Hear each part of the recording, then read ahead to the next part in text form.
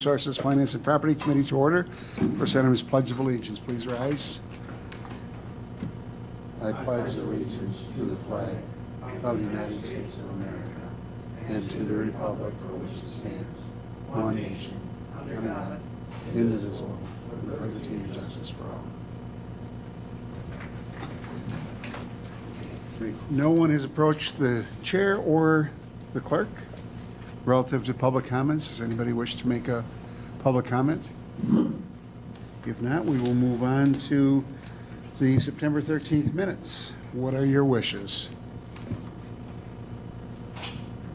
Mr. Chair, I would like to amend the minutes under the portion where it talked about the claims and question costs.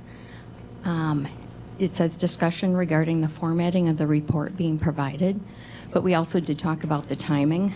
So if we could add and timing of the report being provided, and then there will be a check register that is able to be provided in the future as well, is how it is written.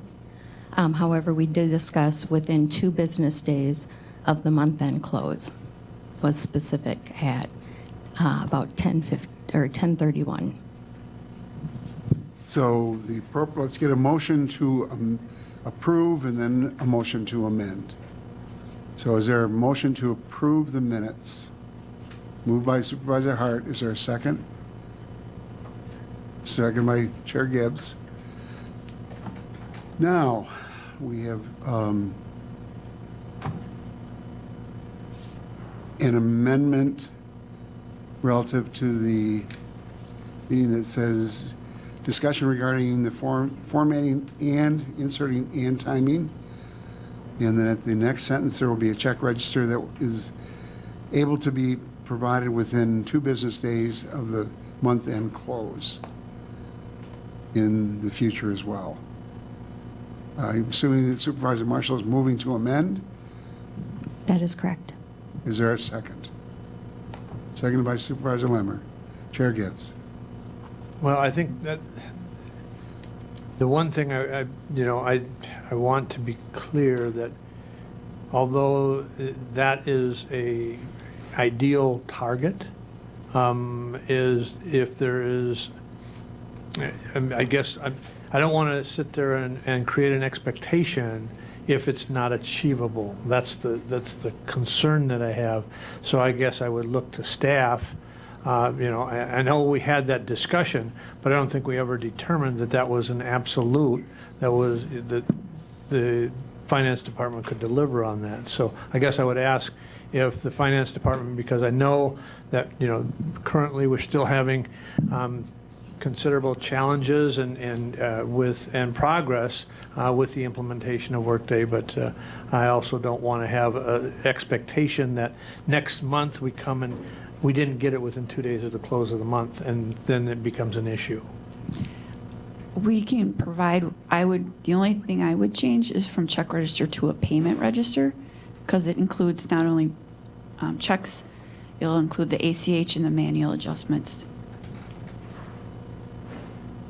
But still, to my question, Christy, is that do you see where there potentially is a issue with providing that within 2 days of close? No. If there is, there's a lot bigger problems. That's what I'm getting at. I think But just so it's bearing any understood unforeseen that circumstances. that's an ideal scenario. I don't want that if something does come up, while we continue to move towards full implementation of Workday, that if that becomes an issue, that I don't want the department to be criticized if there is challenges on that.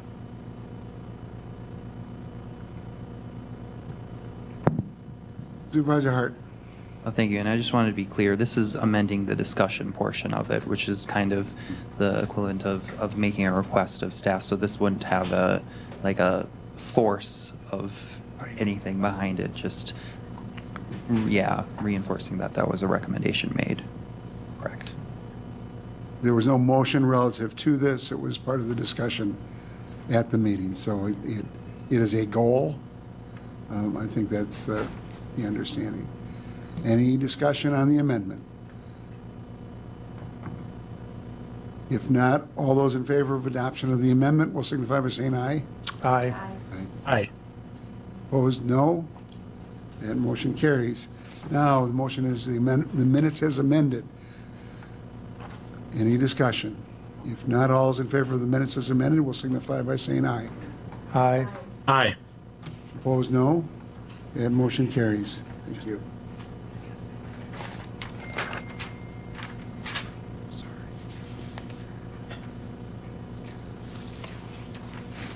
I was looking at that on Sunday night when the power went out. All right, next is operational functions, consideration of the capital improvement program, project amended list. Chris, say that fast.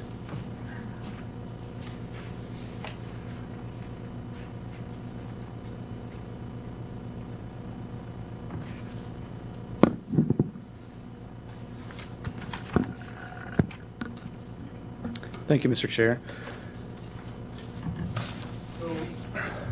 I just wanted to kind of cover some key points before we dove into the sheet itself, but as you all know, the Workday implementation is ongoing, but the reason I mention it is that the CIP integration part of that has not been implemented yet, hence the familiar spreadsheet you have. Just as an FYI, this is the last year that we'll have that spreadsheet as the CIP is slated to be implemented prior to next year at this time. It did present a few wrinkles to iron out, but Finance did a great job of dovetailing the old with the new for this year's proposed capital budget.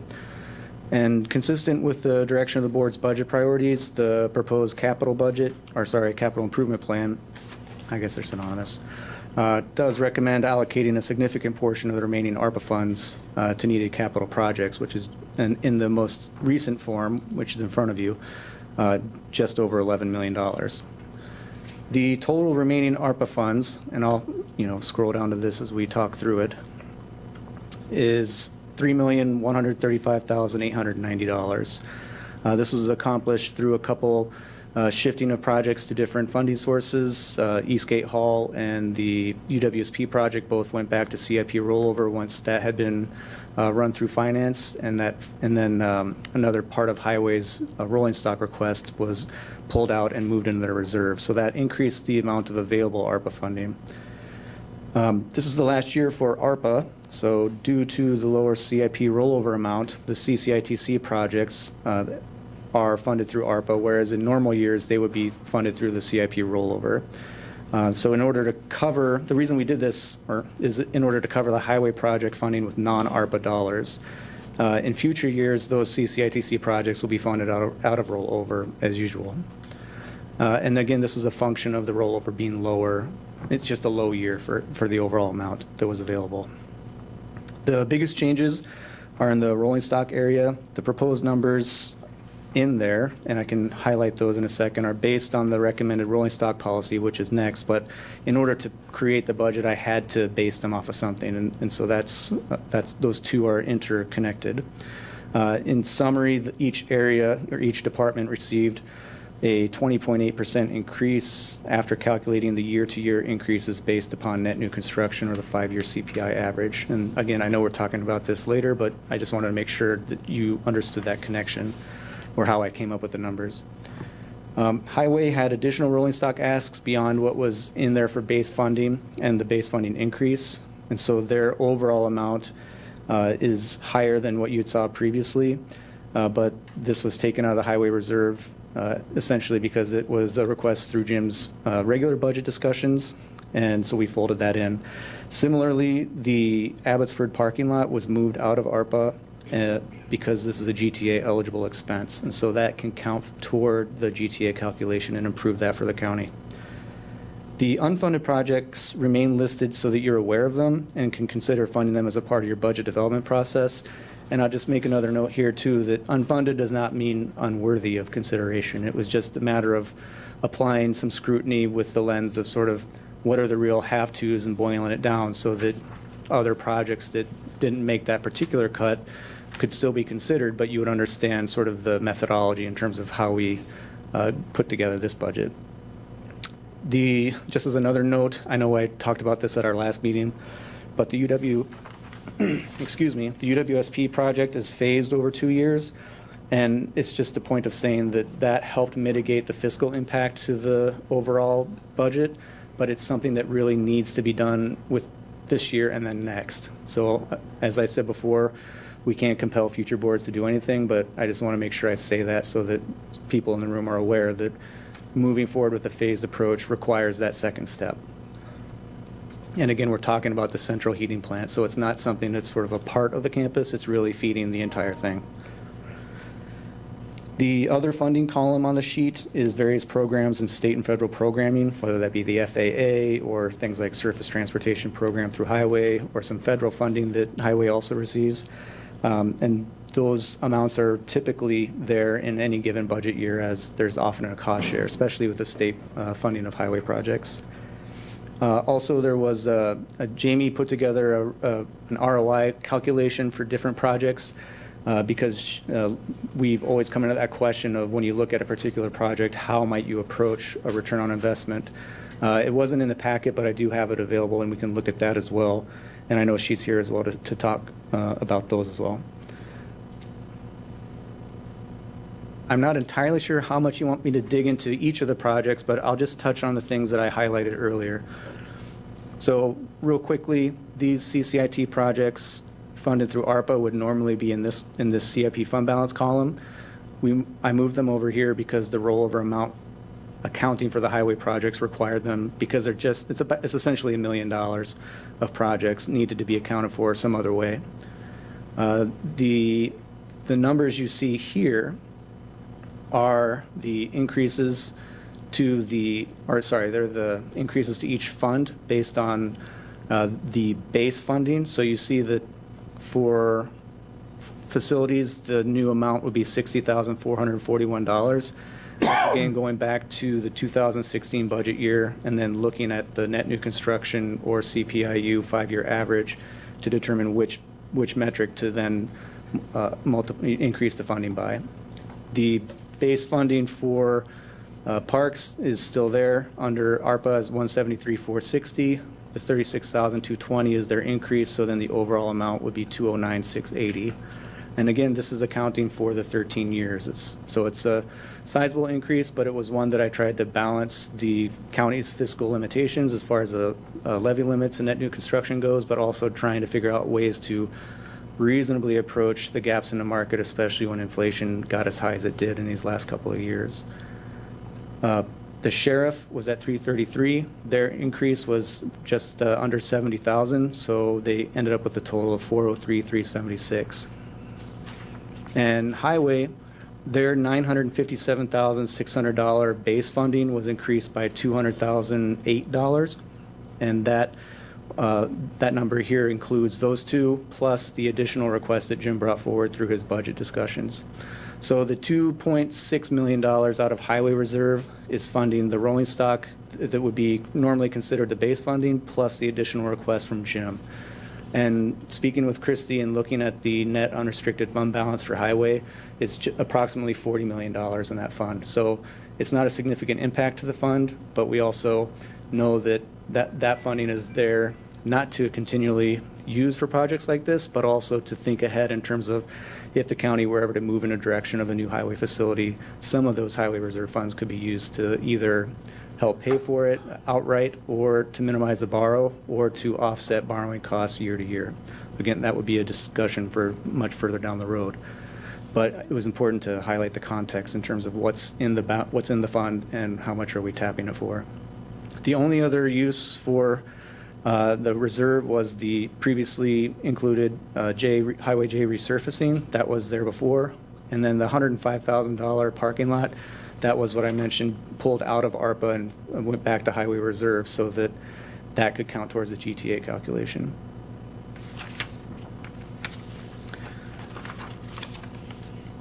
Other highlights, the $11 million for Forensic Science Center.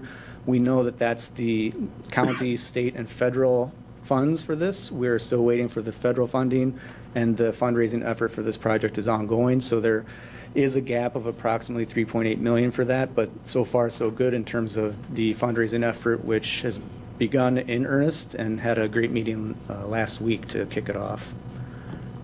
A note on the exterior signage.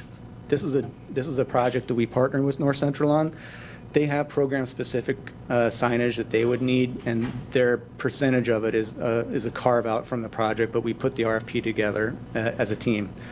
And this signage is essentially taking the new campus, assuming if county departments move down there or not, you'd want to have some new signage for wayfinding throughout the campus, given how much has changed there.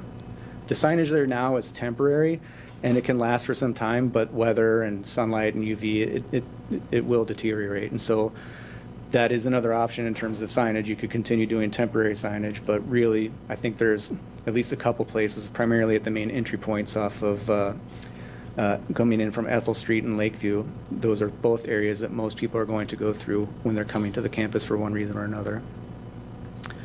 As I mentioned previously, the Lakeview Drive construction project was adjusted.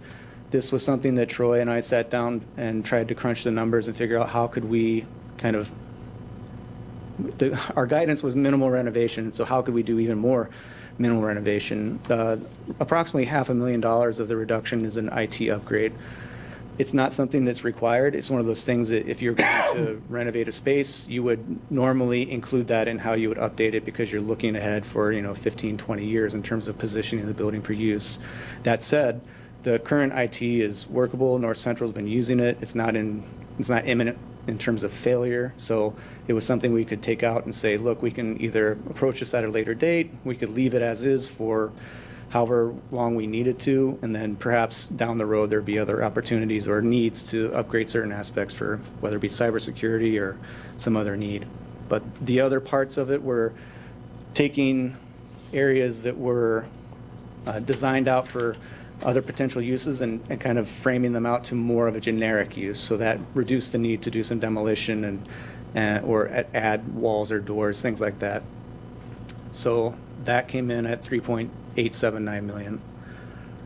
The chillers, I've discussed that before, but I'll just mention again that this is an expensive project, but the current systems throughout the building, it's not just the chiller, but things that are all associated with the chilling and air movement throughout the building are at end of life. And so if we were to fund the status quo, you're still looking at approximately $1 million in terms of equipment, and then the labor associated with putting that back in, and then the annual water bills at current rates. If they stayed the same for the life of the status quo, you're still paying upwards of $50,000 a year in water bills.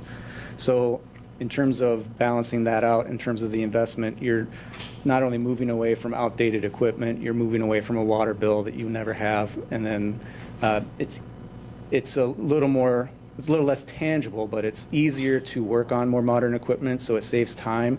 There's efficiencies with that for the maintenance crews, and there's also parts availability, things like this. We're increasingly seeing that older equipment, companies are just sort of stopping supporting them. They're not making the parts, or they're harder to find, and that's not necessarily only in HVAC, that's across the board.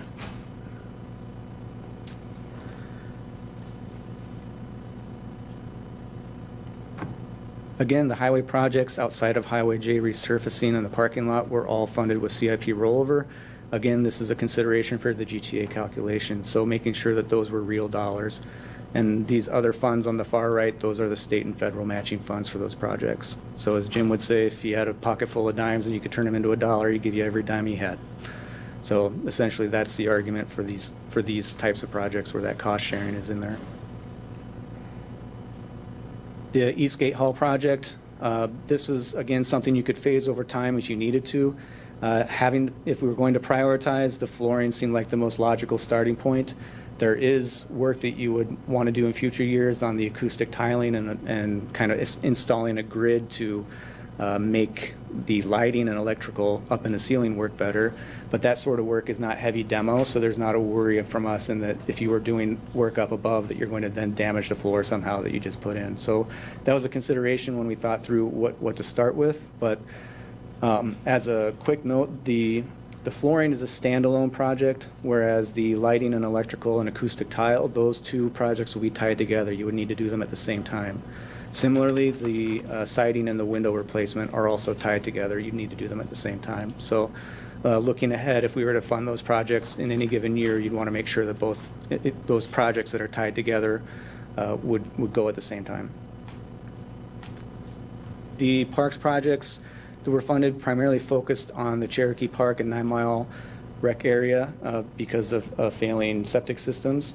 The Cherokee Park one is a little smaller in terms of scope, but the 9 Mile recreation area, this is one that also has increased revenue opportunities because now parks can host the size of parties, reservations and people who want to use it at much larger groups than they currently can. So it opens more opportunities for the public to utilize those spaces.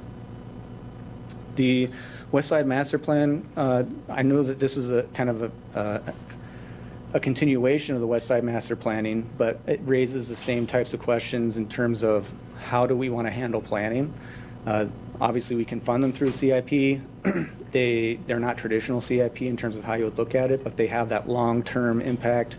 They are higher cost, and so in that sense, they would fall into this. But if they're looking ahead, there could be a decision to say carve planning out and have a dedicated recurring fund of some sort like we do for rolling stock, because we know that there are multiple plans across the county that all tend to have long-term impacts in terms of what's being discussed and how they inform policy discussions, but also that they are all, they tend to be expensive and time intensive as well when they come together. The Public Safety Training Response Center, this is one that had come up in previous committee and board conversations. This is also one where it was slated as a new project in the look-ahead planning for just under $3.5 million, but after looking at the facilities and speaking with the sheriff and chief deputy and others, it made sense to us to say, look, we can renovate those places as they are and get you the same sort of lifespan in those facilities and get you what you need, what you're looking for in terms of better evidence storage or more vehicle storage to facilitate the operations. I already explained or noted the UWSP project left as the phase project out of CIP rollover. And then here at the bottom, you can see that the total CIP rollover amount was 2.862. That includes CCIT's portion that would normally be carved out. And then there's funds that are used for personnel and contract services that are all part of CIP work each year. And that's nothing new. This is just calling that out so you could see that that's an additional part of the CIP funding. So the CIP funds were worked down to zero, which then allowed us to move projects back over to rollover, and then that freed up the ARPA funding. So that's what led to the increase from the sheet that you saw in the packet to $3.1 million in total remaining funds for ARPA funding. And my understanding of this is that all or most of the ARPA funding the county has had falls under the lost revenue. So though it's still a good idea to look at the intent of the bill that provided the funding, it does open it up to sort of any sort of broad use. And so in a sense, it's a wash in terms of purpose, whether it was CIP money or whether it's ARPA money, they're available for similar uses. And I can dig into anything if you have specific questions. I didn't want to go through each one just because I know I've done that before and didn't want to take up too much of your time if you didn't need it. What I'd like to do today is to focus in on that rolling stock, because I think that's critical for us to get some agreement. And what I then propose is that we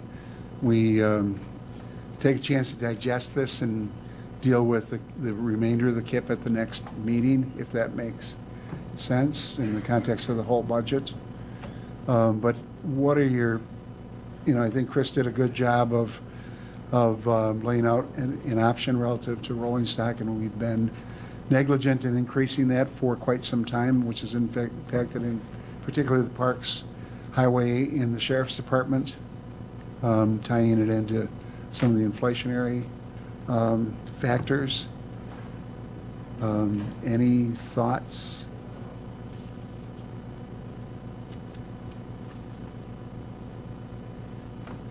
Kurt? Thank you, Mr. Chairman. Well, I want to thank Deputy Administrator Holman for, we had asked for a process and a needs analysis as far as a potential moving forward and how do we potentially fix. And so I think you've done a good job at least at bringing a proposal. I like the approach of using either net new construction or CPI as our adjustment factor. It clearly it relates to what the cost of those projects going forward are, and understanding that there's always things that are outside the potential, but we can deal with those as projects arise, as we have with the highway request this year. So I support the overhaul of the rolling stock plan. And just one quick note, since you mentioned highway, in looking at the previous policy, and it's still in the current recommended update, there is a line where larger purchases could be brought forth as a separate CIP project. And I know that Jim has had worries about a paver costing $600,000.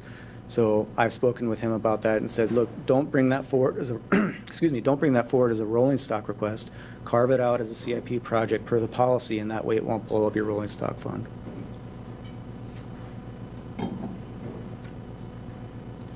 Any thoughts on the approach to rolling stock? Again, it's been a long-standing issue that we've not addressed, and again, I want to just echo Chair Gibbs's comments and thanking Chris for developing this policy, and I'm sure that Jamie and Chad and Jim are happy. Gail? On the highway department, our original was, you said 957,000, and it's going to 2.6 million, is that right? Well, that is a three-part increase. So the base funding was $957,600.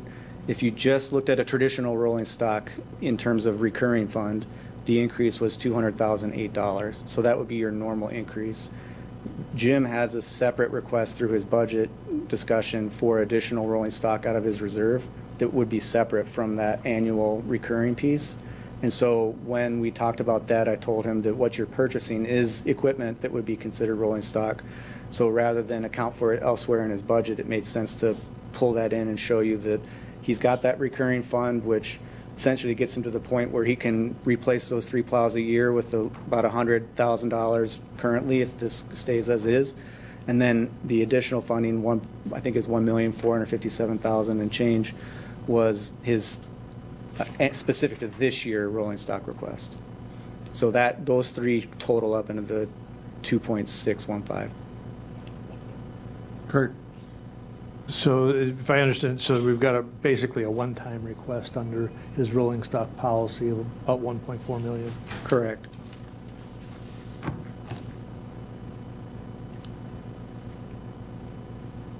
Any questions?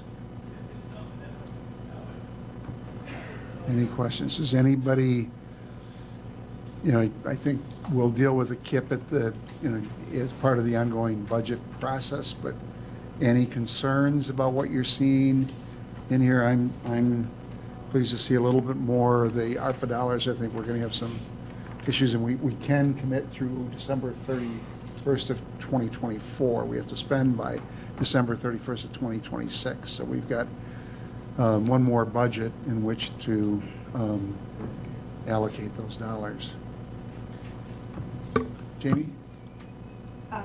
I just want to make a clarification. I did find, as Chris mentioned, the justification and return on investment that I had put forward. It is in the packet. It's just on page 49, so it's behind all the rolling stock stuff, just so that you know that it's there to look at for your further discussion on those parks. The other thing that I just realized that I should have made a correction on earlier is on the spreadsheet, the Dells of Eau Claire lift station should only be about $35,000 and not $135,000.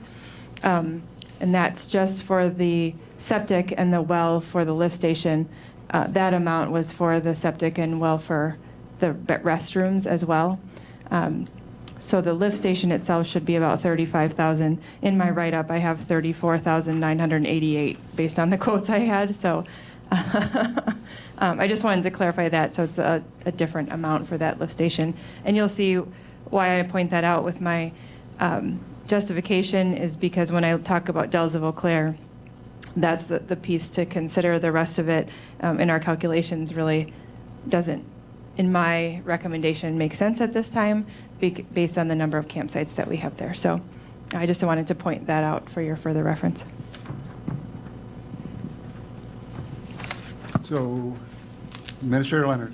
Just one thing on your ARPA calculations as well. We do have the $195,000 that was previously committed by the board for purposes of the Central Wisconsin Airport small air service grant that, as you alluded to, Mr. Chair, in terms of potentially taking those funds and finding another funding source might be prudent based on the fact that, as I understand it in my brief conversation with Brian from the airport, is that those SCASD grant dollars can be requested beyond the life of the ARPA spend prohibition. So just one other piece, you may have another $195,000 you wish to add there. Of course, you would need to find a corresponding amount, whether you essentially restrict some of your reserves moving forward, but just wanted to be very transparent about that.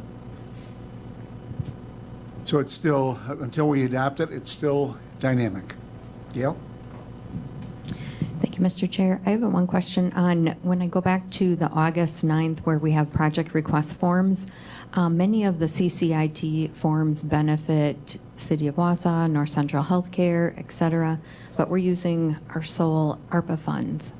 Is there a better way to fund those that we get, would you say, buy-in financially from the other entities that benefit?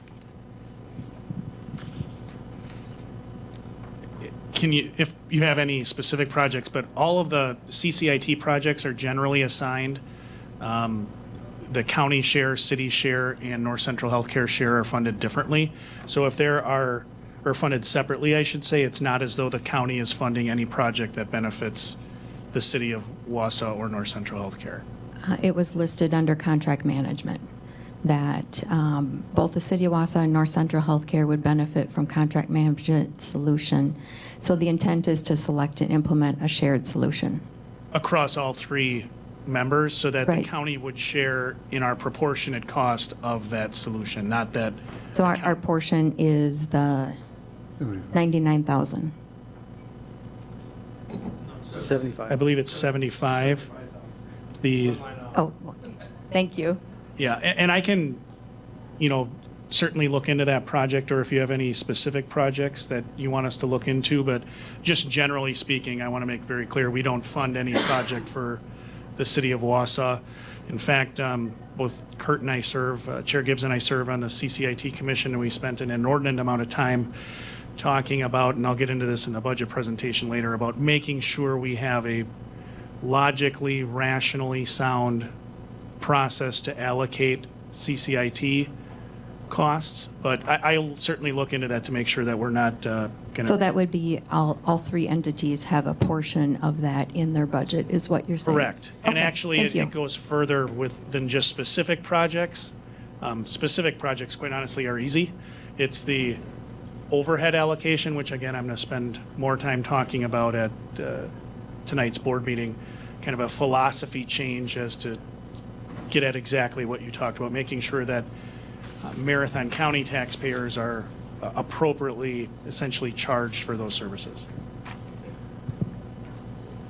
All right, what I'd like to do is encourage all of the standing committees to take a look at those capital projects that fall within their purview, and if they have comments relative to what's proposed in the plan, provide that feedback to us as we're working on trying to put together a budget ultimately for the county board's concurrence or adoption and/or change. So we'll be talking about that a little bit later in the agenda. But any other questions for Chris? Or, Well, maybe not specifically for Chris, but more specifically to Jamie. When we talk about the one project, Eastgate Hall, and delaying into potentially 3 different potential projects, is there an opportunity that if we delay those, that we may also delay potential rental revenue on that facility? I'm just asking. I don't know, what kind of percentage of utilization we have on that facility, because I know it is a rented out facility. Yes, I tried to put that in my write-up a little bit. It's hard to know how many rentals we're going to get. Much of the items on there are all end-of-life items, so they do affect rentals and the attractiveness of the building when people come to look at it. When especially the acoustics, the airflow, the lighting, that really does. So I think having an updated facility would attract more rentals. We do have a lot of people look at it, and not necessarily everybody rents it. I think the other part is when we get to the windows and the siding, we're looking at not only the, because we don't have air conditioning in that building, and that's not even part of this improvements, but it would help with the airflow because there are so many windows. Right now, we can only open a few of the windows.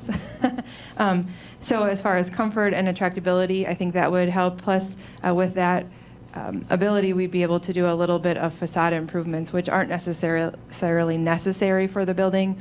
But right now, when people are looking for those larger wedding venues, they're also looking for, that backdrop for the pictures, for the attractability of it. We would make sure it looks good with the rest of the buildings. So I think all of the projects are end of life, but there is the opportunity there to enhance the building just enough to attract more rentals. That yes, I do think there would be revenue there. Typically on an annual year, we bring in about $31,000 of revenue just for that facility. This year alone, when we were only open half the year, we brought in 14. And so we do have, and we have more potential for that. Plus, we could increase our rates if we had a more attractive facility that could accommodate larger events or what they would want to have. But the acoustics, we found out during COVID when we moved the courts there, were really cumbersome, or not cumbersome, but really detrimental to having a speaker system in there. So just the acoustics alone would allow us to even have those type of activities there if we ever needed them again. That would make it more desirable. Well, I will speak for a person that rented. I didn't personally rent the facility. One of my family members did and had their wedding reception there, and I will agree with the review that you have laid out, that acoustics is really a challenge. And so I think, and that's the reason I bring that up is, are we missing opportunity costs by not potentially funding the full other two parts of that phase, other phases of that?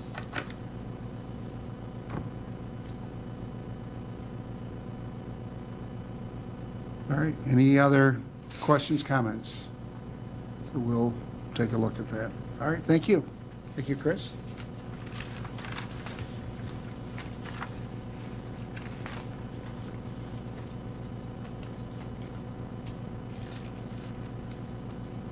So we did basically 1 and 2.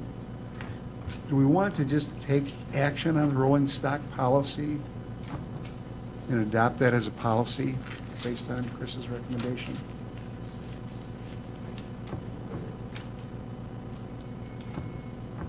Kurt? Mr. Chairman, I'll make a motion that we adopt the rolling stock policy as presented by Deputy Administrator Holman with the updates. All right, is there a second? Second by Supervisor Hart. Any discussion? Not all those in favor of adoption of the rolling stock policy will signify by saying aye. Aye. Aye. Opposed, no? Then motion carries. All right, budget timeline. So we had shared with the county board back in March. I think back in March, a proposed schedule, but I just wanted to update it, and we'll share this with the county board tonight, and then we'll have one item for you to weigh in on. But we'll have the presentation of the budget. We'll need to accept the budget today or receipt, which begins our review of it. And then we'll deal with the amendments. But the presentation to the county board will be tonight. Within the next few days, the administrator will be providing the detailed budget to all of the members for review at the standing committees. The standing committee, starting with ERC on Tuesday, Health and Human Services on Wednesday, Infrastructure and EEDC on Thursday of next week, followed by Public Safety. And this committee on Tuesday and Wednesday of the following week will be reviewing the budget.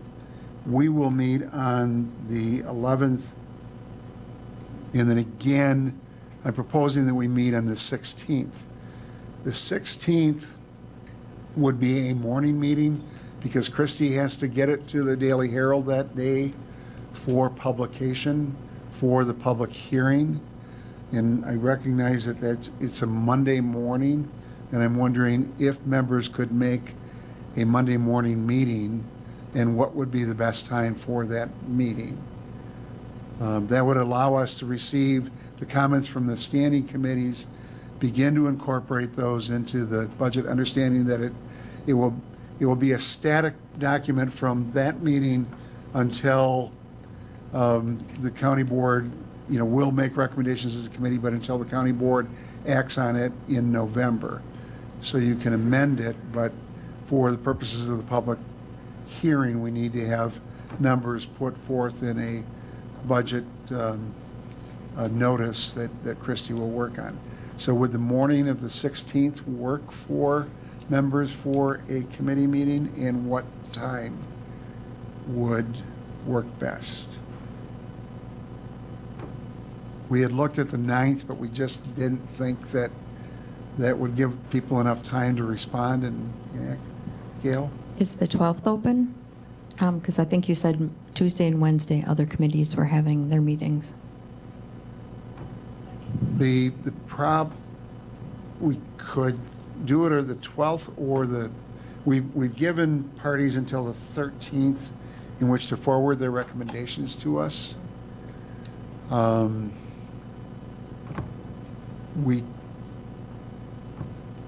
Is that morning problematic for you? Yeah, I could make it work. I'll move things around. If, Lance? certainly staff prefer earlier. Friday, not that I wanted to have a hearing about a budget on Friday the 13th. But if we could just make sure that the meeting moves promptly. I know Christie's got concerns about being able to get that to the appropriate publishers to get it published in the paper. If we start at 8, we can't have a 4-hour meeting. Just want to make everyone aware that we will need to move relatively promptly because we do need to make sure we get that published. I don't know, Christie, if you want to have anything to add. It would be better if you could have it by Friday the 13th, because I have basically, and Kim, if you send it to the newspaper, I still have to get it back to proof it. So, and they're actually not, used to have 24-hour turnaround, but it could even be longer at this time. It's basically, I have to send it there and get a proof back, so. We could look at moving it up to the week of the 13th, on the 13th. Would that work on Friday? Kurt? Yeah, I think that, I would like to try to, one of the concerns that was raised by the board in our last budget was time to allow the committees to, one, review their department's oversight and the budgets, and make recommendations and providing them enough time. I think if we start to cut into that time, we aren't being true to what we were trying to accomplish. I would like to try to. I would prefer to have it on the 16th myself, simply allowing each of the standing committees all the way through to the 13th to make their adjustments. Understanding that yes, we can take those up on the 16th. If there's something that we are not finished with, that we will have an opportunity after the 2nd, after the public hearing, before possibly, working on the HR Finance Committee meeting on the November 8th, of still taking up those amendments and making recommendations to the board. But I'm a little concerned that we're not providing enough time to each of the standing committees to review their budgets, their department's budgets that they're ultimately responsible for. There would actually be, I think, 2 opportunities for the committees to weigh in, the initial round and then the final round. And the public informational meeting would be November 2nd. Amendments would be due the 6th, that Friday. That Monday. And then this committee would meet on Wednesday, the November 8th, in the county board on the 9th. Now, those are quick timelines, but there would be opportunities for committees to basically have 2 meetings in which to review. You said amendments are due on October 9th?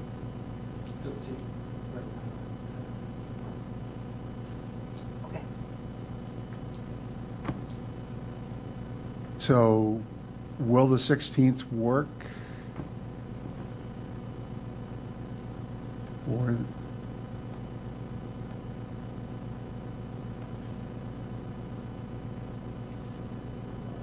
so what we'll do is we'll send this out as an email to the county board with those schedules. And again, we're looking for input from the committees. And then again, there will be that 2 rounds of input, the initial and final. What time would you like to meet on the 16th? Cody? That was my question. What would work for people? It sounds like we need to do it 8 o'clock, according to Lance.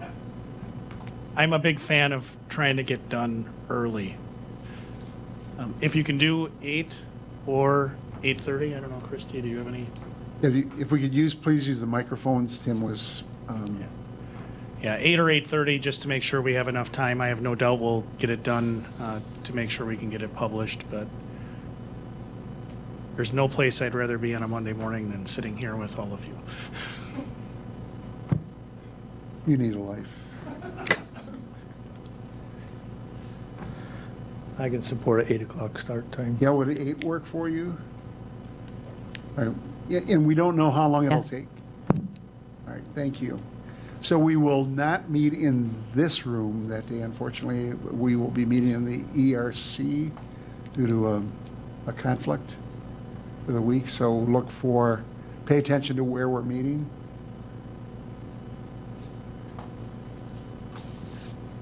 The River Drive buildings, is that what you want us to look to?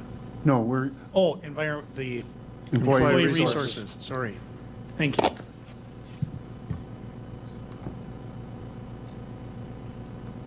I think Kim tried to reserve it, so so it's reserved, so we have worked through that.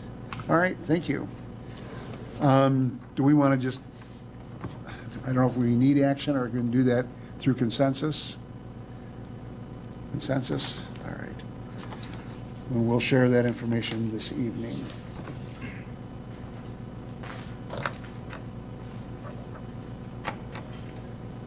Too much paper. Next, we have receipt of the administrator's 2024 budget. Lance? Thank you, Mr. Chair. Thank you to Christy and all staff, Chris, Molly, certainly Sarah Severson from my department, everyone who had a hand in presenting the budget. If you go to your packet for today's meeting, on page 80, there is a very nondescript page with a link to the 2024 proposed budget. I, of course, will give a presentation on the budget tonight, as Chris will also address the capital funding plan, and Christie will provide additional information as well. So just wanted to give you very, very high highlights relative to the proposed budget. The proposed budget calls for an operating levy of $51,339,364, provides debt service in the amount of $2,553,100, bridge aid in the amount of $458,663, and library aid in the amount of $3,603,220, for a total levy of $57,954,347.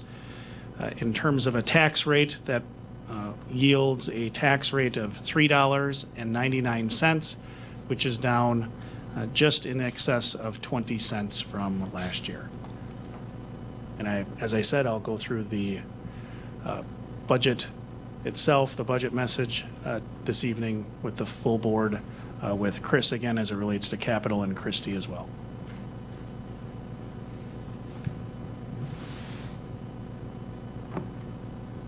All right, I think what I'm looking for is just a motion from the committee to accept the administrator's budget, and that begins the county board's review of the document. We are not adopting it, but rather accepting it so that we can move it through the standing committees and ultimately to the board. What are your wishes? And I realize that you haven't had time to look at it, but it is the equivalent of the legislature getting the governor's budget and having and assigning it to, getting a bill number and getting it before them. So, Chair Gibbs. I'll make a motion to receive the administrator's 2024 annual budget. Is there a second? Seconded by Supervisor Marshall. Any discussion? If not, all those in favor of the motion to receive the budget will signify by saying aye. Aye. Aye. Aye. Opposed, no. That motion carries unanimously. Let the fun begin. All right, we'll go to 6B, authorize the expenditure of ARPA funds for the Phase 2 design services for the Regional Forensic Service Center. Lance or Chris? Thank you, Mr. Chair. In short, this resolution provides the next phase of funding to bring the project up to the point of hitting go on construction. So previously, the Phase 1 design services were funded to get us past schematic design. You could think of that as roughly 20%, let's say, of the architect's work, architect et al.'s work.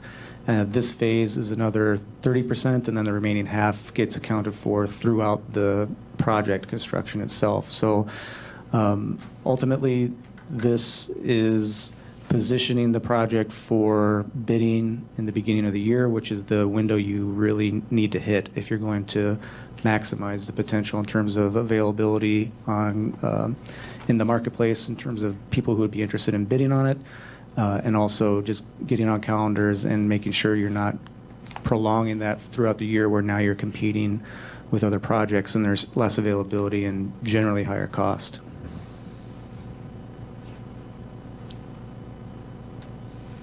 And it's been through, Public safety. We presented to them and they moved it forward to you. all right. Are there any questions of Chris? If not, what are your wishes? So we would need to authorize the expenditure of the ARPA dollars for the design component. What are your wishes? Chair Gibbs. Make a motion to approve the funding of the design of the Forensic Science Center. Is there a second? Seconded by Supervisor Hart. Any discussion? Again, this is within the existing authorization. Chair Gibbs. I was just going to mention a couple of things. First off, that this positions the county well to be able to go out to bid in the early part of January of 2024. As Deputy Administrator Holman clearly presented, that's the timeline that you want to go out for bids if you're going to look at a 2024 project. I think the other thing that we are really assured of, one right now, is the $7 million allocation from the state in the building fund, the $2 million ARPA allocation that has been allocated by the county board. There has been a commitment to some degree on congressionally directed spending from Senator Baldwin's office, although that is tied to the budget. But the anticipation is that there is strong support for that. We had last week the kickoff to the campaign that was well attended by a very significant number of foundations, and I think it was well received. I think we are really on a way of moving forward with the potential of a world-class organization or a entity that will serve the northern half of the state and even surrounding communities. That's not available currently, other than in the southern part of the state, whether it be Dane County, well, it be Milwaukee County. But I think one of the things that really stands out to me is the amount of support that is there from a region, from the educational communities, and so I like the amount of, even though it has been probably over 5 years in the making, I think the deliberateness that this county has done and the task force has done as far as exploring options. At one point, there was an exploration of an option of, can we partner with multiple counties and be multiple have multiple county owners?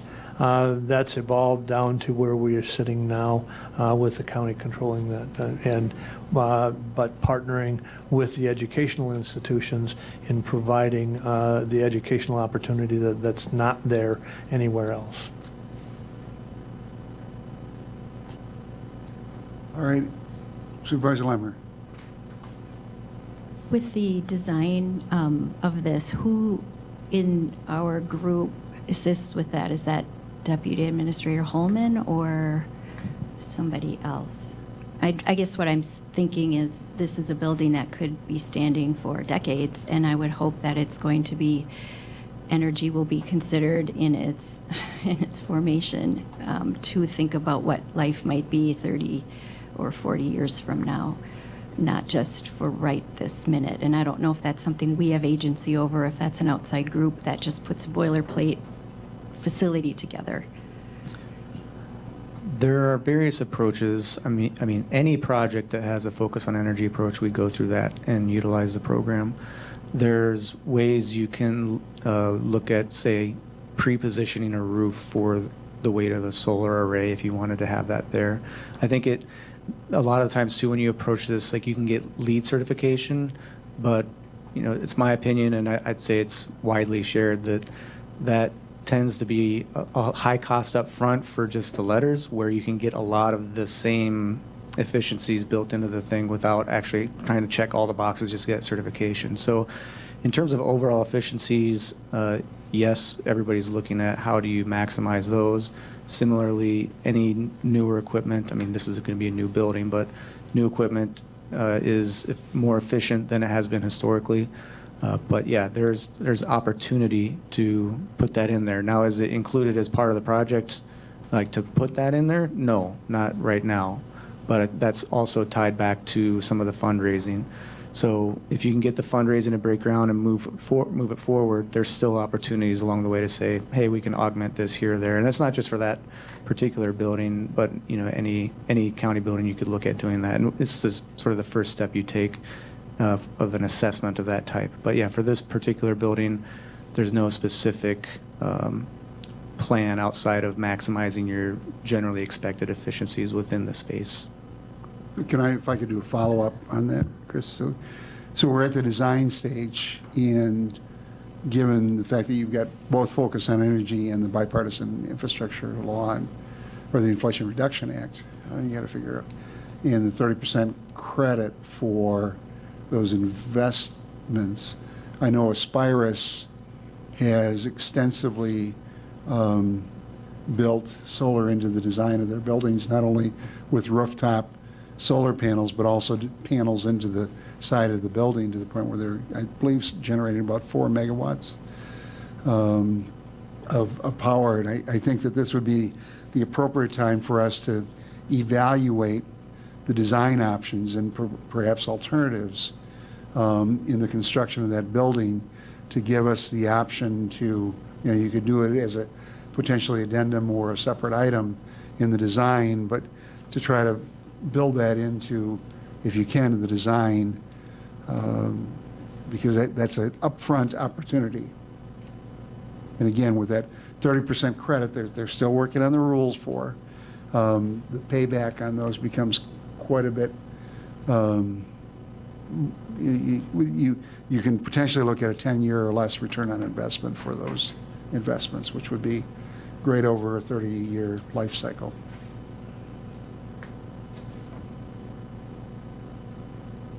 Yeah, I guess I'll bring this back up with the design team when we meet next, and just, you do sort of these conversations anyway in terms of value engineering. We're already in that space in terms of here's what the project is in terms of overall design and how that's evolved, and then we have to balance that against the progress of the fundraising. Now, it doesn't necessarily mean that if you don't get the funds all by December 31st that you don't do it. It just means that you need to have a plan to figure out, like, okay, if this part can continue the fundraising moving forward, then something like this could be an addendum to the value engineering conversation to say, and if you wanted this is what that would look like, how you'd fold it in, and what it would cost. If that's kind of what you're looking for. Well, my understanding of value engineering is that as an independent review of the design to make sure that we've got all the dots dotted and T's crossed. So The way they talk, sorry, go ahead. So I would, hope that we would create opportunities so that if solar, and many times the designers of the systems may be other parties, but have the capacity within the design of the building to accommodate that type of feature in the future. Yeah, understood.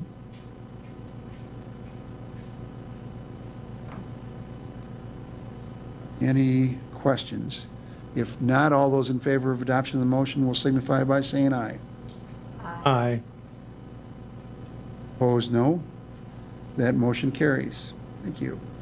Discussion and consideration of process to be used to request the Wisconsin RNG VDG LLC seeking initial resolution regarding solid waste disposal revenue bond financing for renewable natural gas production plant project. I'm not sure who's taking the lead on this, but we've had a request from a party to access bonding. I'll start and I'll kick it over to Mike. We talked briefly about this at executive committee, but earlier this month, I received a communication from a lawyer representing the entity that you just referenced, and there are materials in your packet that speak to this, but essentially what that lawyer on behalf of their client is seeking is for the county to serve essentially as the conduit bonding agent for some industrial revenue bonds provided through the state of Wisconsin statutes. So there are documents within your packet that speak to just a summary of what that sort of arrangement looks like, as well as some documentation from the lawyer. We had an initial conversation at the executive committee, very similar to this.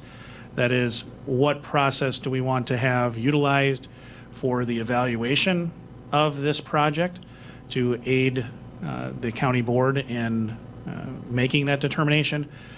So that discussion at executive led to the idea that we would have this be at least brought before two committees. First, the Extension, Education, Economic Development Committee, and then also this committee. So this is really that first conversation. There are materials in your packet.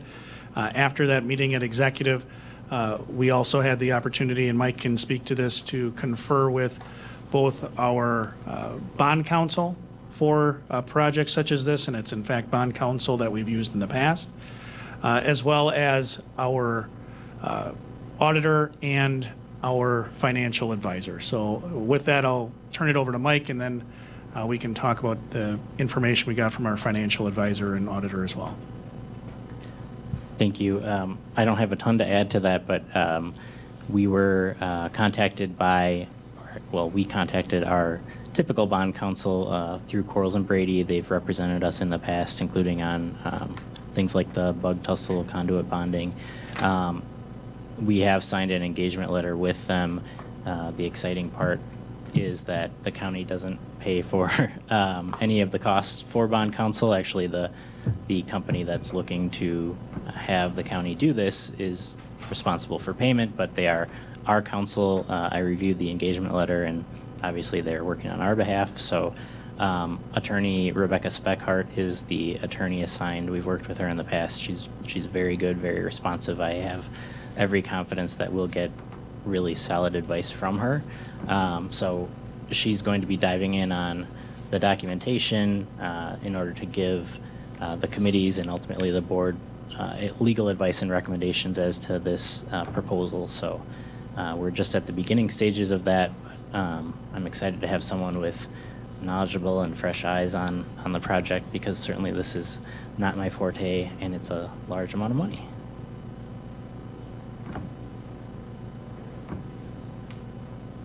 So I think what they're looking for us to do is perhaps set the parameters. This is a statutorily allowed access to lower rate bonding, and it's basically for the Vandergeest farm to have a third party come in and convert the methane to energy, which is a good thing because it should capture some of the odors and gets into a renewable natural gas along the lines of what we've done at the landfill. So there's some benefit to the residents of the county and environmental benefits. But the question becomes one, as we look at this, what are our expectations of the entity that is making the request to cover our cost and expenses? So obviously, as Michael has said, we would look for them to cover any bond counsel costs, but then there are a series of responsibilities relative to notification and publication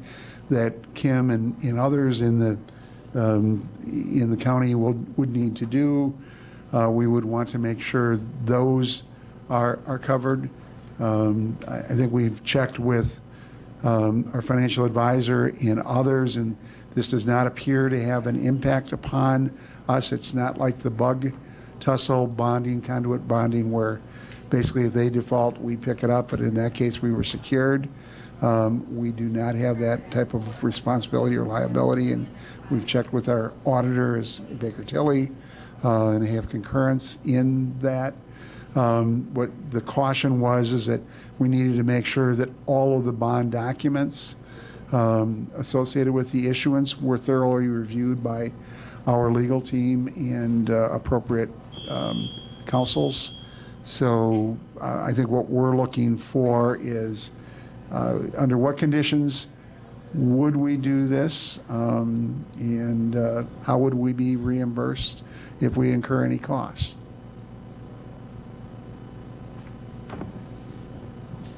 That is precisely the information you shared relative to our financial advisor and our auditor. I would concur with that. Our auditor specifically indicated that assuming our review is appropriate, really the counties within our financials, it will really be some footnote disclosures that would be necessary. The debt would not count against the county's debt capacity, which we'll talk about later when we talk about the budget. Similarly, or conversely, I guess, the capital itself also would not be owned by the county, so it would not be recorded as an asset, a capital asset on our books. So we would need to have those footnote disclosures, but both our financial advisor and our auditor indicated that they have clients that have done similar work in the past. So it really is that review by bond counsel. We do have Kirsty here from Conservation Planning and Zoning, if anyone wants to know, generally speaking, what a manure digester is. As staff, we're here to make sure, we're probably not going to have it today, but if you do have other considerations beyond just the concerns relative to our financial advisor, the concerns relative to our auditor, and making sure that bond counsel look at this to make sure everything is done in accordance with those rules. We need to know that, staff need to know that, so we can get that information for you. We'll just interject that in the case of Bug Tussle, they are paying to us 40 basis points, or 0.4% on the outstanding indebtedness each year. So we have some cash flow associated with it. Now, granted, it's an apples to oranges comparison, but there is precedent for us. Kurt and I have been on the county board a long time. I think we did Foremost Foods with a bond years ago. But that was through PFA, and that's a total Right. separate entity than, That was actually TEFRA through the recovery zone bonds, but of a similar nature, and it ran through DOC, Department of Commerce. So what concerns or considerations would you like to have us undertake? Supervisor Lemmer. Thank you, Mr. Chair. I spent the whole weekend studying digesters and conduit financing, and don't know that I would say I'm knowledgeable by all means, but I have lots of questions, and some of them are financial, some of them have to do with the operations of the facility itself, some of them are just in general, who is this LLC? I mean, and I guess when we did the solid waste gas recapture, that was our facility, and it made sense to me, and Bug Tussle made sense to me because certainly during COVID, there was an issue with accessibility of the internet, but this, to me, I'm really struggling to understand how it fits with our goals, especially given the fact that it is a for-profit company, and certainly there might be some energy, but I haven't seen any of the analysis to know if the costs benefit analysis has really been done. The studying that I'm doing, it's a meatball. There could be byproducts that are left after the gas is pulled off. What happens to those byproducts? I mean, I just have gobs of questions. And the whole funding piece where we're going to, I don't know if it's co-signing a loan, but how if they default, how are we not tied to that? It just seems like, what is the risk involved? And there should be some federal credits. Who gets those federal credits? Are those ours? I mean, I could go and ask every single one of my questions out loud right now or hand them to you. I got a lot that I've been wondering about. Mr. Chair, if I can offer some, and certainly Mike can as well. I guess I'll start with, all your questions are very logical, but this issue is controlled by state statute as opposed to logic. The state statute essentially says that counties can serve as the conduit for the issuance of industrial revenue bonds. And to all your logical questions, if you think of this like an analogy, like co-signing a loan, well, you're not. You have, as the process is envisioned through the state statute, and I'll certainly defer to a legislator that knows more about what the rationale was, but they identified a number of uses of a number of industry sectors that can utilize this statute to then utilize a county to serve as the conduit bonding agent. The county ends up with, should it all be done appropriately and properly, you don't own anything. The money passes directly from the county to the individual entity. The entity then takes all of the risk and all of the assets. So, and I'll certainly defer to Mike more on this, but I likened it in my head to the entity is having the benefit through state statute of acquiring capital, money, through a tax-exempt bond issue that they otherwise would not be eligible for. Can I follow up? Yeah, absolutely. And Mike, certainly feel free to jump in. So what is in it for us? And it feels to me like it's tax evasion. They're evading and we rely on people to pay their fair share of taxes. I know this whole thing is, I've got a little cognitive dissonance going on here because I don't understand why we would be the middle person taking a pile of money from one to another. And there's BIL money out there. Why doesn't Vandergeest or whoever this is go apply for BIL money? I mean, why do they need us? Even if it's state statute allowed, does it mean we have to? I mean, can they force us to? This just seems, what's in it for us?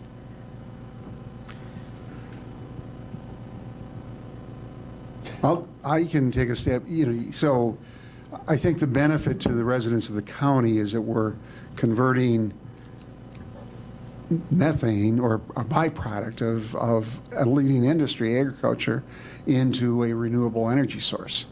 And the difference is the LLC is not Vandergeest. It is a third party that is proposing to come in and to construct the digester and develop the system for capturing the gas and then putting it into a distribution system. So you've got different entities, the generator, the operator, and then sort of the county and others. And I know that I get on a regular basis phone calls from people that I know that live in the area that would like to see less odor. And I think this could go a ways in helping to address some of those issues in terms of the quality of life in the neighborhood. So there are some benefits potentially to the neighborhood, the community, and the county. In addition, I believe that system would be paying taxes. Supervisor Gibbs or Chair Gibbs and then Supervisor Lemmer. So a couple of things. I think you've illustrated at least some of the benefit to the community is we have less effective waste that would be on our roads through systems being deployed into the fields for manure itself, which leads to obviously some of the smell complaints as it is. The other thing is there's potentially an economic benefit in that at least the projections are there's some number of potential full-time employees that would be operating this facility. Now, with that said, I can tell you that there is significant interest in the county on this particular project for other facilities in the county. In other words, there's other large farms that I've already had communications from that are very interested because they are being approached by outside entities to look at putting digesters in. There's a farm in the town of Castle. There is a farm up in the village or up by Athens that's also looking at this. There's another one in Rib Falls. So I can tell you there's a lot of interest in this, and because outside companies are coming in looking at this as an option. I think the reality is the way that their cost benefit or cost analyze and return on investment is by the use of tax-exempt municipal bond issuance. I think the challenge becomes if it's outside of that, the cost of financing may not be effective or may not allow for an operational venue. But I don't know that.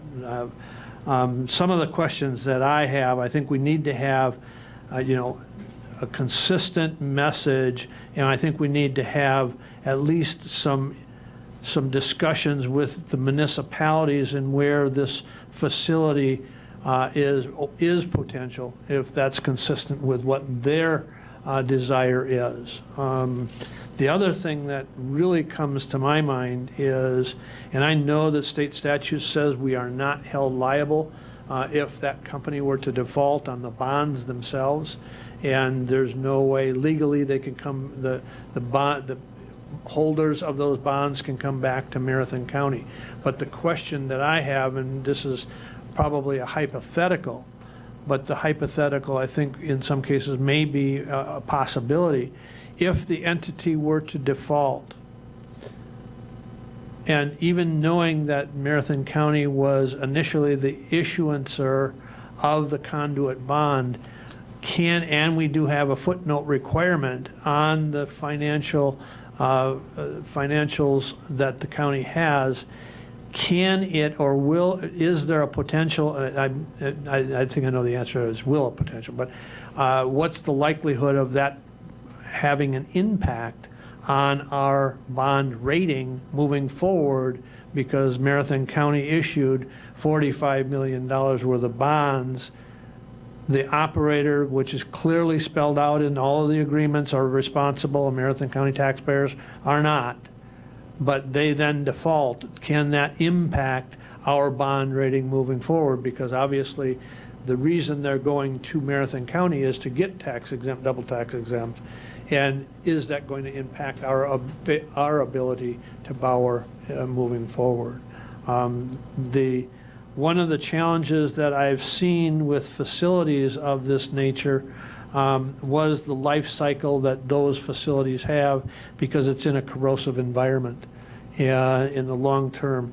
There is another entity that does issue these bonds in PFA, Public Finance Authority. Last year alone issued $2 billion of bonding through PFA for conduit bonding of this nature. I don't know that it may qualify for exempt. I don't know that it would qualify for double exempt in this case through PFA. So the question about, is there a potential risk for it impacting our bonding rating if they were to default? Then the other thing is there, because the discussion that I had with a member of the team that's on PFA said, is there an opportunity for the county to share in some of that net savings that the entity would receive in some kind of revenue sharing, as far as similar to the 40 basis points that we're receiving from Bug Tussle? Because PFA does do that. PFA does share in that. But I can tell you there's a lot of interest for multiple entities in the county on this type of deal, because they're being approached by other outside entities to operate them. But those are my concerns. Supervisor Lambert. So I would love to hear from staff, regarding the, how Marathon County will benefit from this particular facility, especially if we're just the conduit. Does the Village of Maine, are they the oversight of it, or are we then the oversight of it? Who is the oversight of it? Because I used to live in the, it was the town of Maine when I lived there, and they had problems with water. They had problems with just getting along with this particular farmer, and where they're located. I mean, I saw pictures of what these digesters, these facilities look like. I can't. Yeah, it might take some smell away, but it's going to totally change the neighborhood look with big white tanks, and I don't know how many they're making over in Green Bay. I looked at one and they've got 16. That's maybe bigger than what they're going to have here. But anyway, I just would love to hear from staff on if we would even benefit ecologically, I guess, beyond the methane capture. Go ahead. Okay, great. Happy to comment. One of these days, I'm going to be able to talk to you all about something other than manure. I'm just going to be known as like the manure girl around this county, I swear. So I did have some interesting conversations yesterday after just kind of learning about this. No one in conservation planning and zoning knew about the potential of this project, which we were a little bit surprised about because we do have such a close relationship with farmers around the county that typically if there's anything related to, an animal waste facility, we know about it months or years ahead of time. So was not privy to this information. And so I did connect with a couple of folks that may be able to offer some information to this group that would be helpful as well. I did connect with other county conservation colleagues. So, for example, I talked with some folks in Lafayette County who, we don't really know, I guess, a lot about the entity based on the letters in the packet, but just the consultant's name that was listed in the entity. It appears that is the same consultant that was working with Lafayette County to get a digester put in there as well. So we can assume it's probably, the same company. So this was proposed in Lafayette County in 2020 related to a similar digester setup, but they were hoping to have many farms come and bring their waste materials to one combined digester, and they asked the county for bonding. So that did fail at county board. They did decide to not move forward with it. I did talk with the county board chair, and he said that he certainly would be willing to connect with any county board representatives that would be interested in discussing that with them.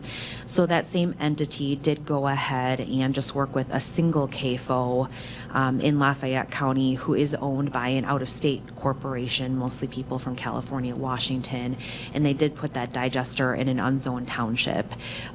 So that way they didn't really have to jump through as much red tape permitting wise, so they just wanted to share those details with me. That's really all I know about that project. So they are getting a digester there now, just different than the one that was, brought before the county board. The natural gas for that digester is actually being trucked all the way to California, which blew my mind to hear that. So one thing the chair said is, ask questions like, is there a natural gas pipeline in that vicinity nearby? And is it going to be put into some type of pipeline nearby, or is that going to get trucked out of the facility? Because that would greatly increase the truck traffic in the area as well. And also, how will the biogas product be used? Is it going to be used to produce electricity, or is it going to be used to replace natural gas in our pipelines here for our Wisconsin homes? Obviously, that would be appealing to get that. So he just, recommended those things to us. I also had a wonderful conversation with Adam Freehofer, who I'm sure Supervisor Robinson knows. He's the chief for the Groundwater Bureau at DNR, and he has been wonderful helping our department through the groundwater plan update and our groundwater work group. He's just really invested in helping Marathon County, which I really appreciate. So prior to learning about this, just in working with him over the past year or so, he has talked with me in detail about groundwater concerns in that particular area. He's the end-all vote for high-capacity wells in our area, and so he has shared with me that there's extremely limited water supply in that area. There is no water left.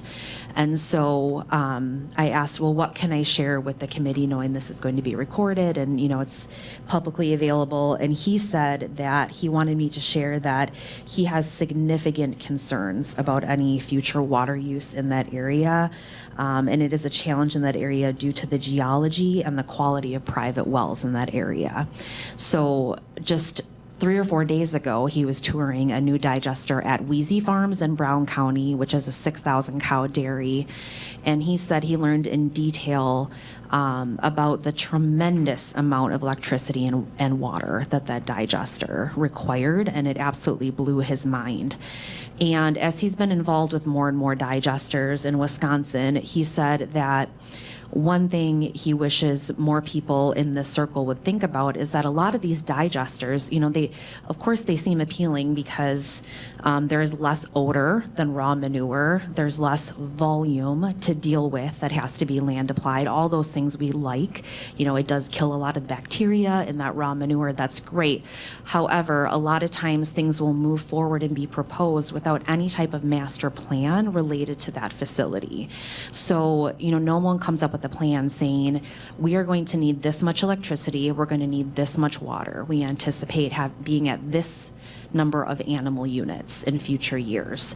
So what happens is, and these are his words and not mine, he said he's having to help facilities just kind of MacGyver their way through these problems, and it's tremendously challenging. So he said he is more than happy to join you all at a virtual meeting, to talk to any of you. He would love to, provide more of his perspective, but he just encouraged you all, as you get more requests for these sorts of things, to ask for some sort of a master plan from the facility because of the challenges that Marathon County has with both groundwater quality and quantities, especially where these facilities are proposed. So I did think that was very helpful. I'll stop there. I could go on, but I'd just like to sort of redirect us to the issue before us today. It's not the merits of it, but it's rather the process by which we will consider the request. So I think what we've just heard, is that there are some potential ramifications relative to environmental issues, and I'm wondering, Chair Gibbs, if this should also be considered by the ERC committee in the context of the work that they're doing and overseeing in their relationship with CPZ. But I think what we need is sort of the process by which we would set the criteria to evaluate it and then get the proposal from the LLC. Supervisor Hart. Thank you, and I just had a quick question, because to my understanding, Vandergeest already operated a digester. That's what I had thought for quite a while, and I'd like to know if that's true, and then to follow up to see if that is true, if it's operating, how that's going. But maybe that's something that ERC could consider if we're moving it that way. Thank you. Chair Gibbs. I guess I can't speak specifically, but I do know that they have a separator. I don't know that they have a digester. I think those are two different processes. One separates solids from liquids, but I don't believe that there's a digester in place there. Supervisor Lemmer, was your hand up? They did have one of those.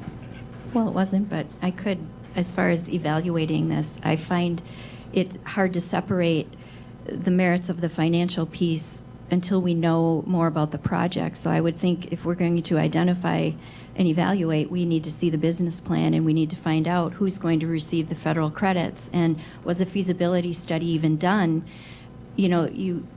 What the look that I did, there's preliminary screening, there's technical feasibility, and then financial and ROI. Have they done that feasibility study? Because if they didn't do it, then no, we shouldn't fund it. And if they did do it, we should take that into account. I don't know. I'd like to hear from the Village of Maine. Do they endorse this project to begin with? Because if the Village of Maine hasn't been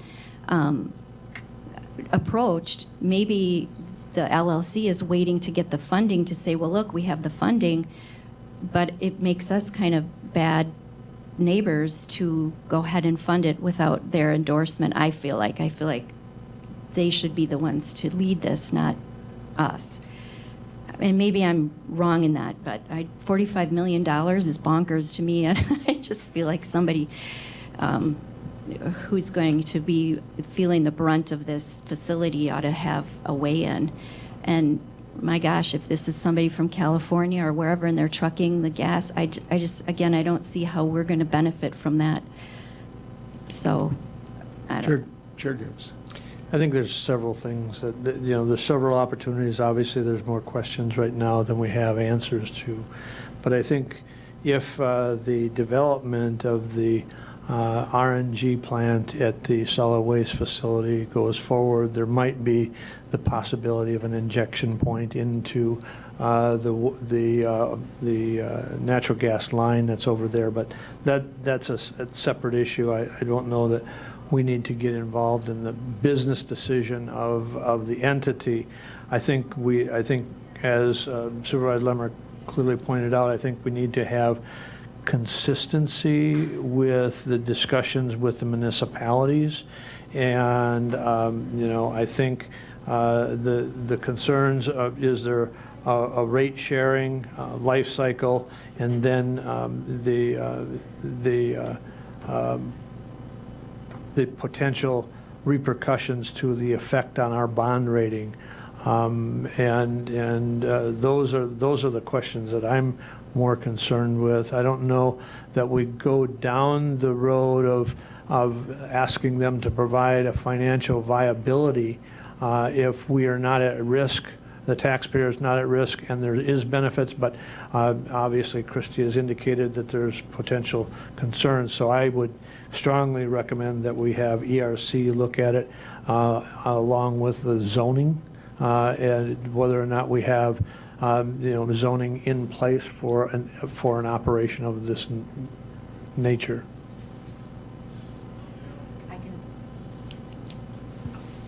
Hello, there we go. I can comment very quickly on that.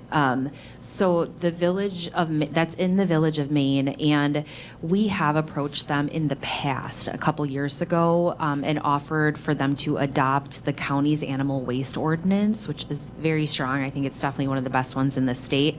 I do think the time is ripe to reinitiate that conversation with them. They probably have new people there too. Right now, they do not have any animal waste ordinance or any kind of zoning that would dictate anything related to setback from residences, setback from the road, anything like that. And so if this happened, in parts of the county where the animal waste ordinance was applicable, we would have a very detailed process of where they can put that. Since this is a CAFO, they do have to apply to DNR standards for that farm size, which is great. However, it's not, it'd be great if Maine said, okay, we are definitely a very rural municipality. There's lots of opportunities in Maine, that it would be helpful to have that animal waste ordinance in place. So hopefully we can reinitiate that conversation. Just one follow-up. Go ahead, Kurt. One follow-up to Christie. I guess so the actual process that the digester uses, it uses a lot of additional water, is what you're being told. That's intriguing to me. I was just trying to understand where that process injects additional amount of water that's not already in the liquid byproduct that's there. Yeah, I was told that it's really different in every facility. To be honest with you, it depends all on the type of bedding they use, sand bedding and, sawdust, everything. But it does require some water, for sure. We're not certain of the quantity, but it will require some water.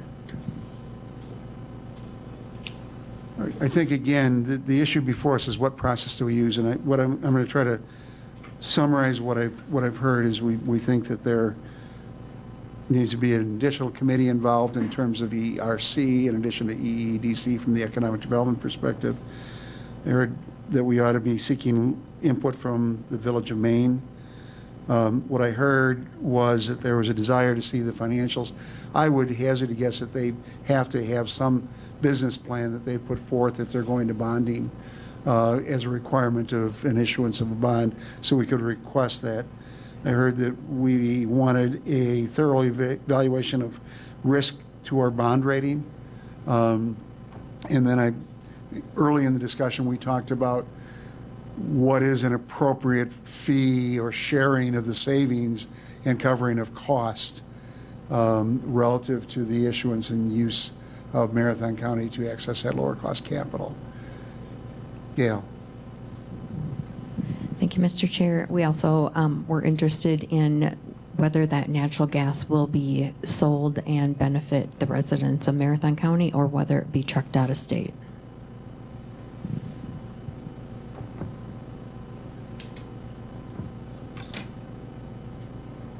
Does that capture, Kurt?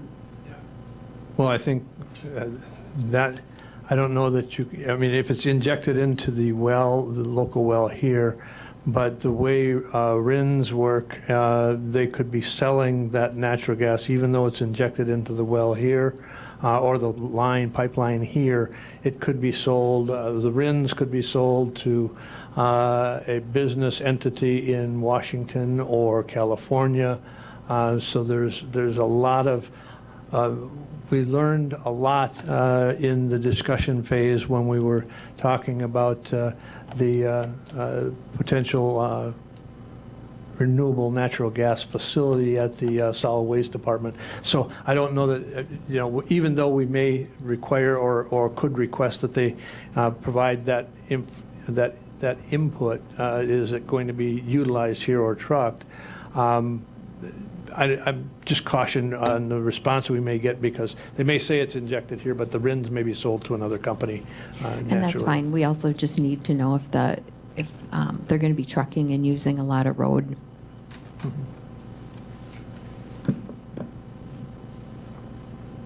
So again, my notes, and I keep adding, but we're interested in the input from the Village of Maine, that business plan, which would get into how they're, sort of their financing, their operations, water, residuals, how they're disposing of it, the potential risk to the county's bond rating, and then the sharing of savings and covering of the county's costs. Does that capture the discussion? And then we would look to the ERC committee to look at it from the environmental and water perspective, and Extension Education Economic Development to look at it from the job creation and precedent setting from bonding. That makes sense. Does that cover it? Does that give you the direction that you need? Do you want that summarized in a motion or consensus? I feel like we have direction without a motion. Are you comfortable with that as a committee? Everybody's nodding yes. All right, thank you for that input. We look forward to a quick turnaround on this issue, and perhaps someone, I don't know who is our point of contact, but if someone could contact the company relative to any documents in prospectus or whatever they've prepared, and try to get that information to the county, it would help us understand the scope of the project and would be of benefit to the other committees as they're reviewing it. Is that okay? Thank you. All right. Offer to purchase property on Stewart Avenue and 72nd Avenue. Mike. Thank you, Mr. Chair. This was an approach, originally this idea was brought to Administrator Leonard and myself in March of this year, but it never moved past the official stage where we could bring it to the committee, but now it has. If you look at page 79 of your packet, there's a map that outlines this particular piece of property. It's on the corner of 72nd and Stewart, and it's currently being used by the Sheriff's Office as a cold storage area. The offer to purchase is twofold. One is to purchase 301 square feet of highway right-of-way. If you look at the map, it's the violet purple color that's highlighted in the bottom right-hand corner of the map. The second portion of the purchase would be purchasing from the county a temporary limited easement. That's the blue strip. That's 313 square feet. The temporary limited easement would be to allow them to get their construction vehicles onto the violet portion of the property. And this is for an expansion of a bicycle pedestrian path that's currently being built in this area.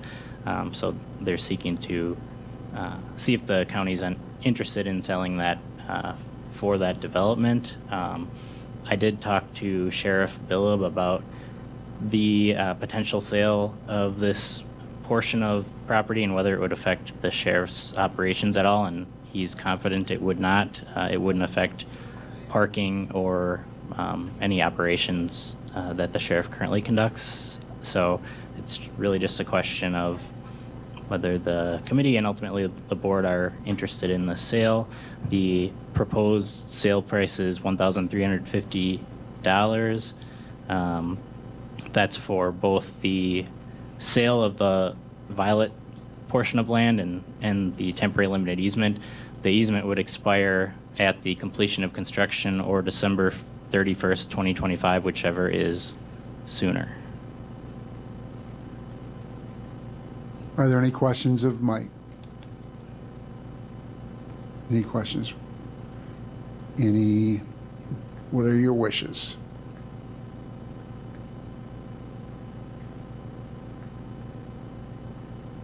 This is a path that has been discussed at the Metropolitan Planning Organization in the past. I think there's some funding from the state in it, and it helps provide access to the industrial park with the bike lane.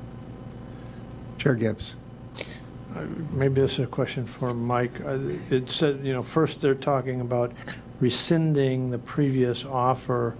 What is the distinct difference between the previous offer that's being rescinded and this offer that's being offered, if any? The difference is previously they had not indicated whether or not the city would use eminent domain authority to acquire the property if we chose not to sell. Now they're specifically saying they won't because there's actually a statute that says that they can't. So that's the only difference. It's someone's lawyer must have looked at the offer, and that's why the change came. It wasn't me. So since statute was changed that they can't use eminent domain for bike paths, was part and parcel codified, they rescinded that offer with that potential language in it? Right, and I don't know that statute changed. They didn't specifically cite it in their original letter, so now it specifically says we won't use That eminent change happened several years ago by Senator Brooks or Representative Brooks at that time. Yep.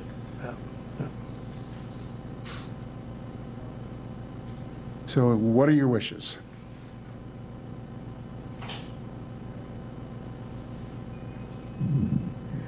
Mike, was the previous offer the same, more, less? It was the same.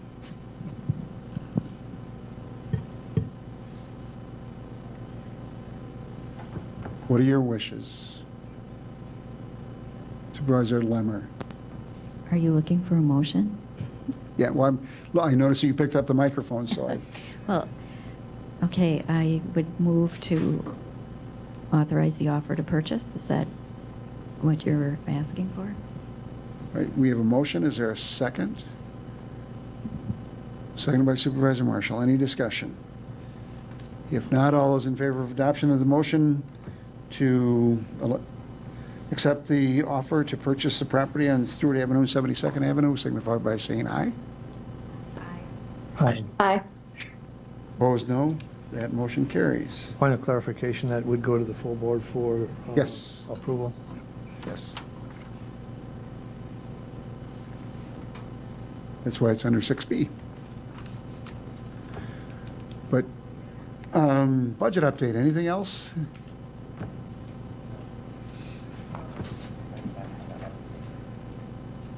We're good? All right. Then we had a request by Supervisor Baker to look at the fund balance in the Social Improvement Fund. So we've asked Christie to, there's been a significant growth in that fund over the last few years.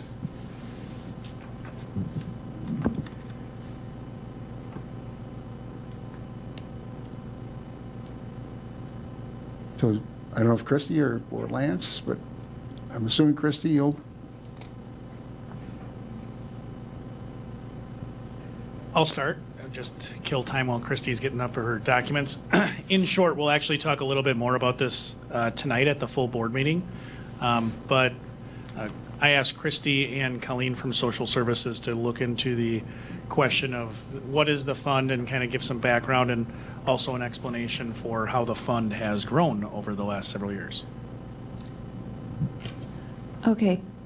One of the things that came up out of the financial statement was that there was an increase in the net fund balance for the social improvement fund.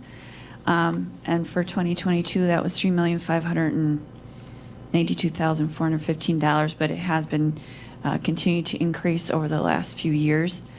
First off, I wanted to talk about what a social improvement fund is. Social improvement fund is a special revenue fund for financial reporting purposes. The fund is a self-balancing set of accounts for resources that are segregated for a specific purpose in accordance with special regulations, restrictions, or limitations. State of Wisconsin Department of Revenue states that special revenue funds are to use to account for the proceeds of specific revenue sources that are legally restricted for a specific purpose or activities other than revenues restricted for the acquisition or construction of fixed assets. These funds vary due to county depending on local ordinances, the sources of revenues, and the purpose of the expenditures. The reason I read that is because I wanted to give you some flavor for what the Department of Revenue, State Wisconsin, kind of dictates for special revenues, specifically for counties in the state of Wisconsin. So the social improvement fund is what you're actually looking at, the financials, and the social improvement fund is restricted exclusively to the activities within the social services department. So we call social services department our department, but for financial reporting, it is categorized as a special revenue fund called social improvement fund, and 100% of the activity contained within it is the social services department. And with that, we took a look at the fact that wanted to take a look at the increase over the last few years. Now, the social services department, as you'll find out through the budget and working with them, have a large number of activities. Most of those activities are funded primarily by state and federal funding, with the county adding a portion of tax levy to support those. Of that, we did find that there were 8 programs that do share county funding for the programs, and we'll talk a little bit more about that at the county board tonight. And what we've determined is in those 8 programs, a portion of those are budgeted under budget, and specifically the items that are budgeted under budget are vacancies, the amounts that are for out-of-home placements, and particularly in out-of-home placements, that's the foster care, treatment care, residential care centers, and correctional care. In most cases, in most years, those under budget out-of-home placements were in the category of residential care center, which is one of our second highest costs, and also correctional care. And then there was some anticipated service contracts where the actual costs were lower than that we contracted for in the budget, and those were particular to the juvenile justice program. So at the county board meeting, we'll talk about what our analysis was on those, and what percentage of each of those programs we can attribute to what the county share of that programming is. With that being said, we do see that on an annual basis from 2019 through 2022, there is a portion of those funds that you could consider to be a portion that would be county contributions that are maintained in that fund at this time.